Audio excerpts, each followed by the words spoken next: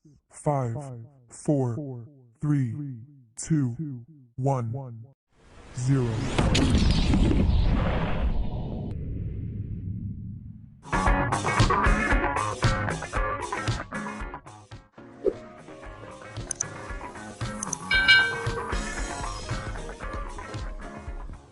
Apa kabar adik-adik semuanya? Kak Citra berharap kalian dalam keadaan yang baik, sehat, dan siap untuk belajar ya. Hari ini kita masih belajar di tema 6, menuju masyarakat sejahtera, subtema 1, masyarakat peduli lingkungan, pembelajaran yang kedua. Mari adik-adik kita belajar dengan penuh semangat ya. Siti dan keluarga sebagai warga masyarakat yang baik selalu membuang sampah pada tempatnya. Siti dan keluarga sangat peduli dengan lingkungan rumahnya. Di depan rumah Siti dipasang tempat sampah untuk sampah basah maupun sampah kering. Orang yang lewat di depan rumah Siti pun boleh membuang sampah di tempat sampah itu. Banyak perilaku yang dapat kita perbuat untuk peduli terhadap lingkungan. Lingkungan yang bersih, asri, dan sehat merupakan jembatan bagi masyarakatnya untuk menuju hidup sejahtera. Nah adik-adik, apakah di rumah kalian ada tempat sampah? Apakah kalian selalu membuang sampah di tempat sampah? Dengan seperti itu, berarti kita sudah menjaga lingkungan kita dan kita sudah peduli terhadap lingkungan kita. Mari kita baca bacaan berikut ini. Kampung Rawajati. Di Kampung Hijau Rawajati, selain peduli untuk membuat lingkungan hijau oleh tanaman, terlihat juga kesadaran warga yang cukup tinggi untuk andil terhadap pengolahan sampah dengan bijak. Sebuah sentra pengumpulan sampah disediakan di area kampung untuk menampung aneka sampah rumah tangga. Para ibu turut andil dengan memisahkan sampah dapur seperti kulit bawang, batang sayuran, kulit buah, dan kulit telur. Kemudian dikumpulkan di sentra bersama dengan sampah kebun. Campuran sampah dapur dan sampah kebun dari warga kemudian akan diolah menjadi kompos. Setiap warga diperbolehkan mengambil kompos untuk penyubur tanaman. Jadi di Kampung Rawajati ini, masyarakatnya sudah bisa membedakan mana sampah yang basah, mana sampah yang kering. Nah, sampah yang basah atau sampah organik yang mudah membusuk, mereka kumpulkan untuk mereka olah menjadi pupuk kompos adik-adik. Nah, pupuk kompos ini pupuk alami, pupuk alam yang sangat bagus untuk tumbuhan karena tidak mengandung pestisida atau bahan kimia lainnya. Apa yang dilakukan warga Kampung Rawajati terhadap sampah konsumsi? Nah, sampah konsumsi ada yang berupa sampah organik. Sampah organik itu apa? Sampah organik adalah sampah yang berasal dari sisa makhluk hidup yang terdapat di alam seperti tumbuhan dan hewan serta berbagai hasil olahannya sehingga dapat terurai secara alami. Nah, sampah organik ini termasuk sampah yang ramah lingkungan adik-adik. Di Kampung Rawajati tidak akan ditemukan gunungan sampah sisa makanan yang menimbulkan aroma tidak sedap. Jadi adik-adik kalau sisa makanan itu dikumpulkan biasanya kan membusuk dan baunya tidak enak. Nah di Kampung Rawajati ini tidak ada gunungan sampah sisa makanan dan tidak tercium aroma yang tidak sedap. Mengapa demikian? Karena beberapa warga itu memiliki lubang biopori atau lubang resapan di halaman rumah. Nah sampah sisa makanan tiap hari dituang ke dalam lubang biopori tersebut dan dibiarkan membusuk di sana. Nah ketika kelak membusuk, sampah-sampah tersebut akan menjadi penyubur tanah di sekitarnya. Jadi kompos tadi adik-adik. Ada juga sampah konsumsi berupa sampah anorganik. Nah, apa itu sampah anorganik? Yaitu sampah yang tidak akan dapat terurai oleh bakteri secara alami. Beberapa contoh sampah anorganik adalah sampah-sampah plastik yang kita gunakan dalam kehidupan sehari-hari, seperti kemasan botol plastik, lalu botol kaca, besi, serta barang tak terpakai lainnya, plastik, seperti itu ya adik-adik ya. Nah, warga Rawajati memiliki bank sampah sebagai tempat menyetorkan sampah-sampah jenis anorganik ini. Setiap minggu, sampah yang terkumpul di sentra diambil oleh beberapa pengepul untuk dibawa ke tempat pengolahan akhir. Nah, pengelola bank sampah mengeluarkan daftar harga beli untuk tiap kilogram sampah yang disetorkan oleh warganya. Semakin banyak warga menyetorkan sampah, tentu akan semakin bertambah pula saldo tabungan sampahnya. Selain mengurangi tumpukan sampah, warga pun senang karena memperoleh manfaat dan keuntungan berupa uang dari sampah yang dihasilkan. Bahkan beberapa anak itu memiliki tabungan sampahnya sendiri. Mereka berlomba mengumpulkan botol dan kemasan plastik untuk menambah saldo tabungan.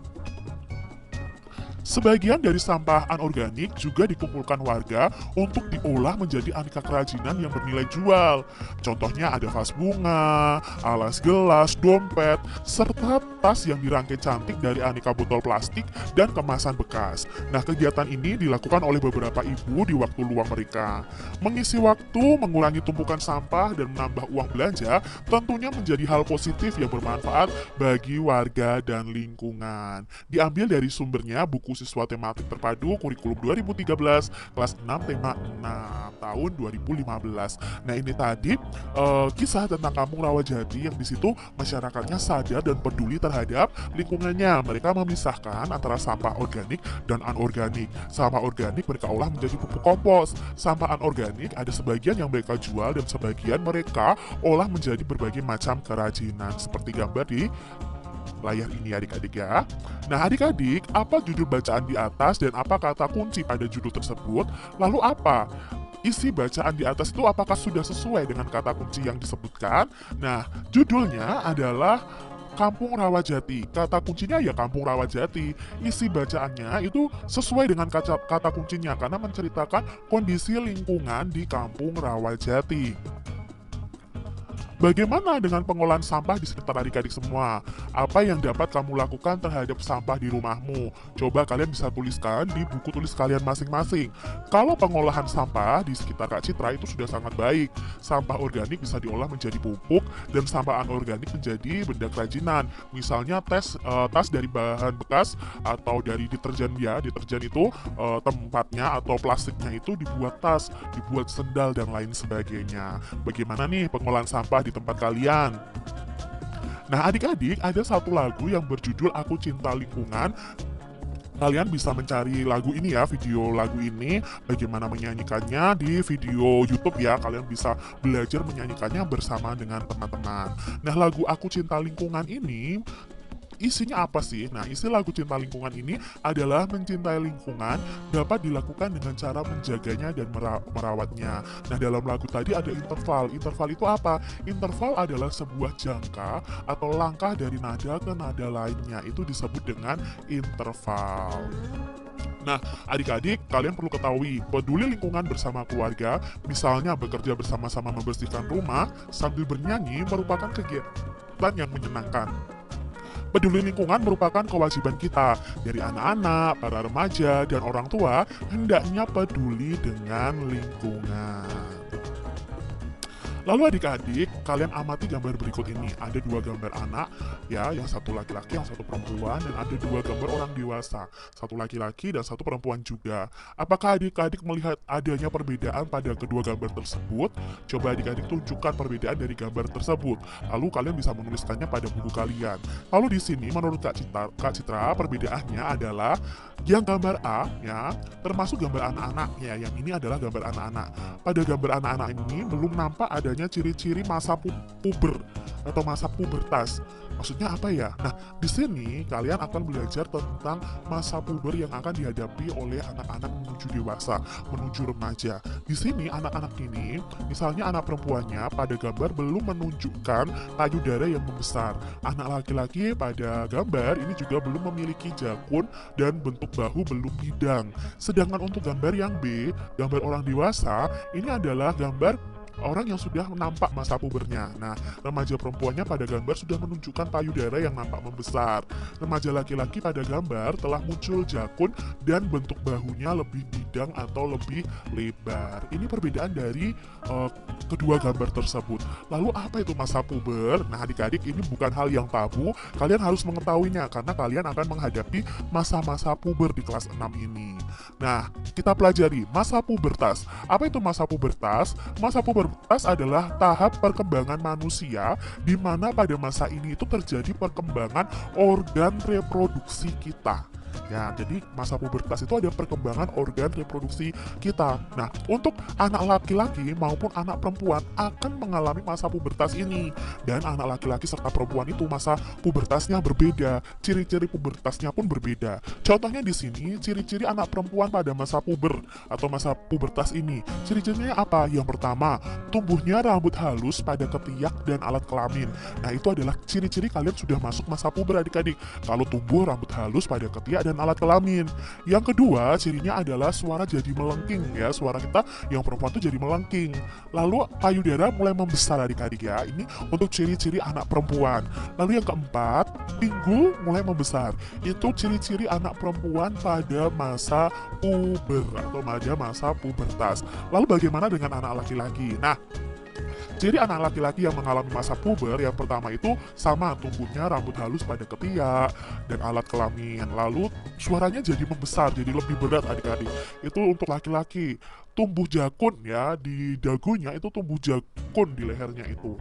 Ya, ada yang menonjol, itu berarti ciri anak laki-laki yang sudah mulai masa puber.